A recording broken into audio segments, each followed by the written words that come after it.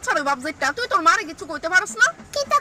কিতা কইতাম মানে এই তুই জানোস না তুই কিতা কইবি আমি নাইটি বললে বেরিয়ে তো জ্বালা গিয়ে আমার ইচ্ছা আমি কপালে শুধু দিমু কি দিতাম না তুই ক বেডিরে তো কি এর জ্বালা বাবু রে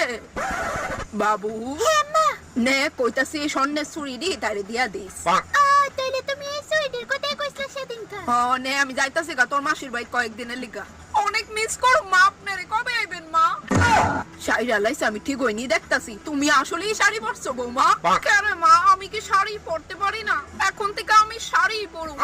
আর এই বাড়িটা যেহেতু আমার এই বাড়ির সমস্ত কাজের দায়িত্ব আমারই বা দেখো তো শাড়ি পরলে তোমার কত সভ্য বাড়ি মায়া লাগে আমি তো জানতামই তুমি একদিন ঠিক হই শুধরাইবা আই বাবু আই বৌমা মা সাবধানে যাও ও মা অনেক মিস করবো কিতা চুরিটি ভরাইবি না শাশুড়ি মা যদি আমার দিয়া গেছে এই সুইটি তো মা আমার বড় দাদি বিশাখার লিখানে দিয়া গেছে তাই কয়দিন পরে বিদেশ থেকে ফিরে আইবো কি তা